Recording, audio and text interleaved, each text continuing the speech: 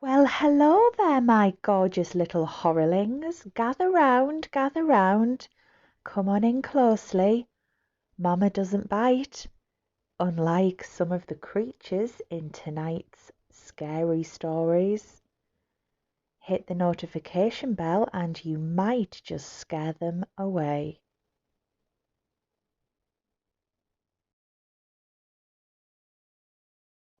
I lived in Waynesboro, Virginia for about 5 years. Less than 10 miles to the BRP North Entrance, Skyline Drive South Entrance.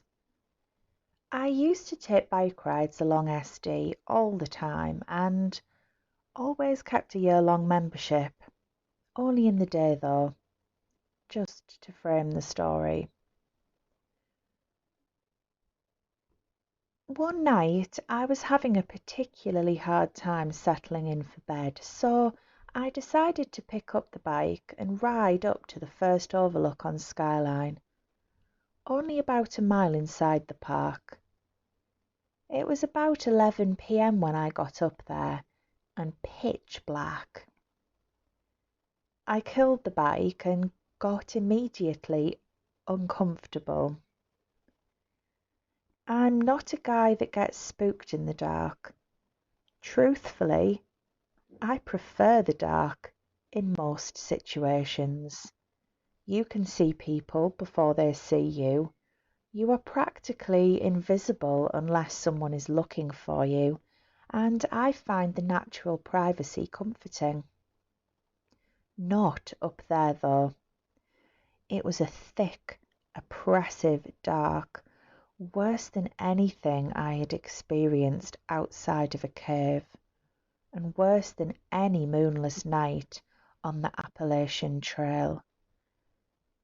I immediately got freaked out, big time. There's nothing up here besides wildlife, I assured myself internally. I had my revolver from when I lived and hiked in the Pacific Northwest, bear country and all that, tucked into my holster, so I knew I definitely outmatched anything that could be up there, two-legged snakes included. So I sat in the dark, leaning against the bike for a while, and looking at the few lights I could see in the valley below. I managed about 10 minutes before I physically felt the hair raise on the back of my neck. I did 27 months in Iraq, but I remembered that precise feeling. Someone was watching me. Something bad was coming. It was the same sensation I would get before IDF came in or the shooting started somewhere nearby. I'm no psychic or whatever, but it's a common thing among vets with any time under their belt. Ask one about it. You can feel hateful eyes when they're on you.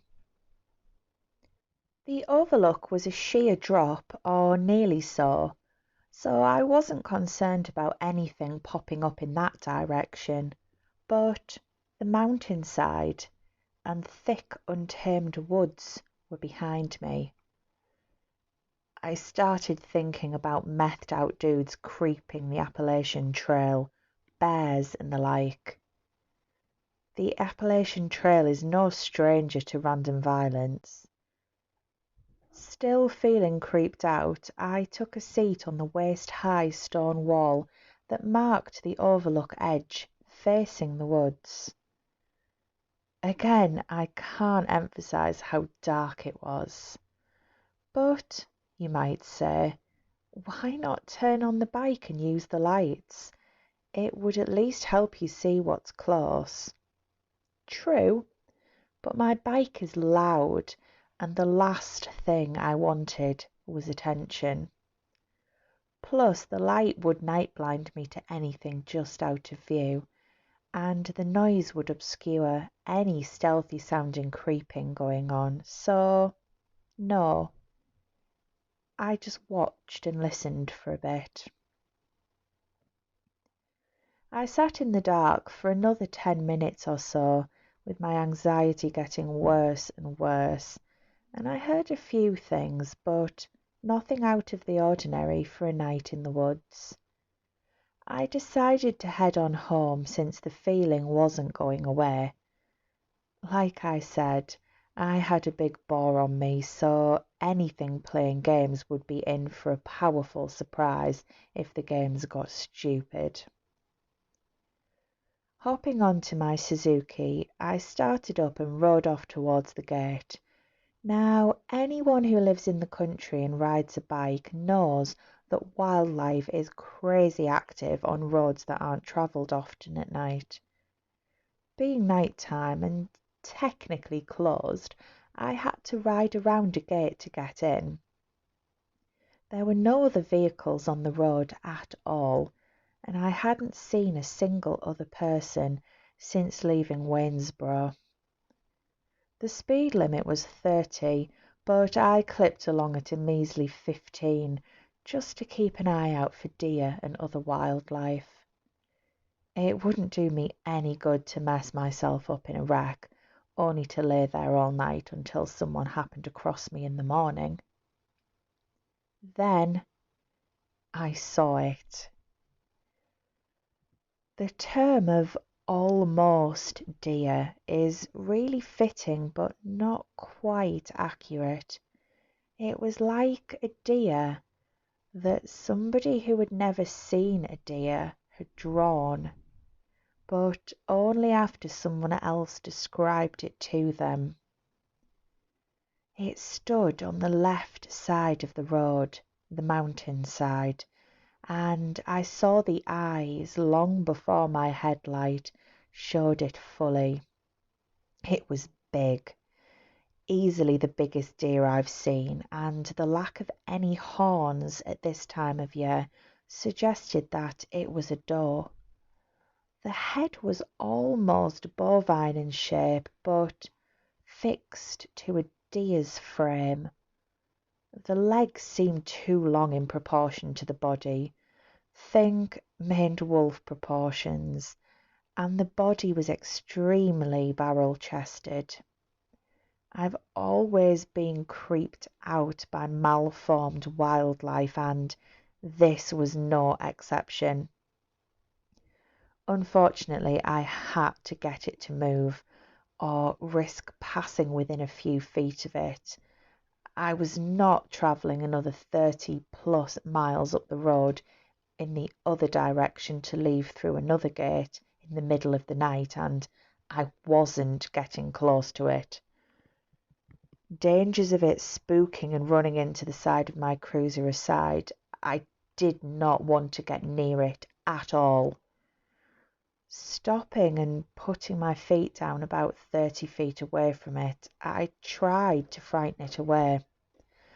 I flashed my beams down to low and back to high. Nothing. I revved the engine. Nothing. I honked the considerable horn. Nada. Resting the bike on the kickstand, I left it idling and hopped off. I yelled at the thing and it still didn't budge. So I started to the side of the road to grab something to toss near the deer thing, hoping to spook it that way. As soon as I crossed into the other lane, it rose up onto its hind legs. I froze, putting my hand on my gun. I wasn't about to get charged by an angry, confused, malformed doe.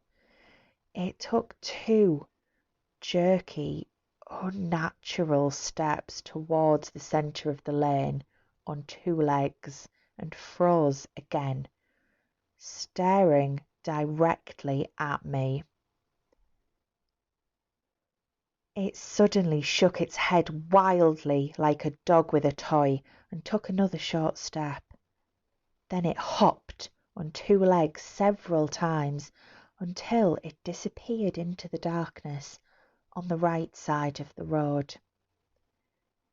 I stepped back to the bike, mounted it, kicked up the kickstand, and turned the light towards that side of the road. On that side there was a sheer drop-off of about 75 or 80 degrees compared to the roadway, and this thing's head was just peeking over the edge, still looking at me. The drop-off was about 40 or 50 feet, so there was no way it was standing at the base of the mountainside. I cracked the throttle and beat the heck out of there. Wildlife be damned. I never went back up on Skyline Drive at night alone after that. One time was enough.